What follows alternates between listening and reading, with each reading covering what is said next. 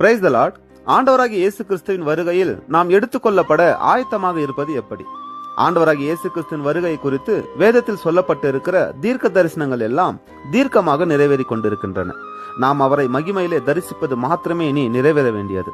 அவருடைய வருகைக்கு நம்மை ஆயத்தப்படுத்திக் கொள்ள 5 முக்கியமான காரியங்களை நாம் பார்க்க போகின்றோம். முதலாவது, நாம் ஆண்டவருடைய வருகையை பயத்தோடு அல்ல, எதிர்பார்ப்போடே காத்திருக்க வேண்டும். தீத்து 2வது அதிகாரம் 13வது வசனம். நாம் நம்பி இருக்கிற ஆனந்த பாக்கியத்துக்கும் மகாதேவனும் நமது இரட்சகருமாகிய இயேசு கிறிஸ்துவனுடைய மகிமையின் பிரசன்னமாகுதலுக்கும் எதிர்பார்த்து கொண்டிருக்கும்படி நமக்கு போதிக்கிறது. இரண்டாவது, எந்த நேரமும் ஆயத்தத்தோடு இருக்க வேண்டும். மத்தேயு 24வது அதிகாரம் 44வது வசனம்.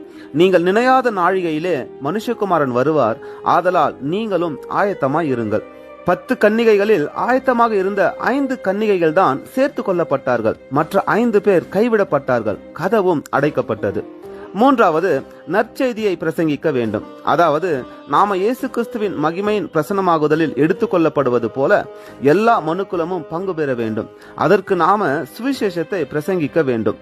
மத்தேயு 28வது அதிகாரம் 18-19 வசனங்கள், அப்போஸ்தலர் 1வது அதிகாரம் 8வது வசனம் மற்றும் மார்க்கு 16வது அதிகாரம் 15வது வசனம். நீங்கள் உலகமெங்கும் போய் சர்வ சிருஷ்டிக்கும் சுவிசேஷத்தை பிரசங்கியுங்கள். நான்காவது, அநித்தியமானதை அல்ல, நித்தியமானதை நாம் நோக்கி இருக்க வேண்டும். நம்முடைய நோக்கம், ஏக்கம், எண்ணம் எல்லாம் தேவனை நோக்கி இருக்க வேண்டும். லூக்கா 21வது அதிகாரம் 34வது வசனம்.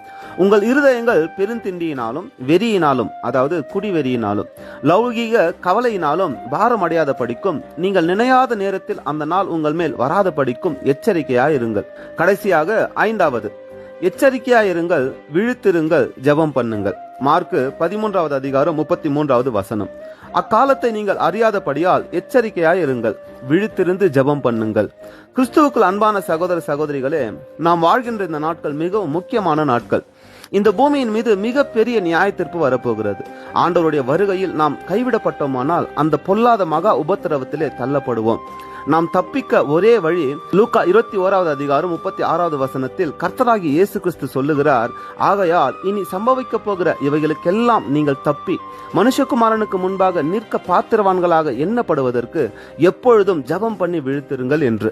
நோவாவின் காலத்தில் நாம் பார்க்கிறோம், தேவனோடு சஞ்சரித்த, அதாவது தேவனோடு ஐக்கியமாக இருந்த ஏனோக்கு தேவனால் உயிரோடு எடுத்துக் கொள்ளப்பட்டார் என்று. ஒருவேளை உங்கள் ஜெப வாழ்க்கை தடைப்பட்டு போயிருந்தால் மீண்டும் அதை தொடருங்கள். ஆவியானவர் உங்களுக்கு உதவி செய்வாராக.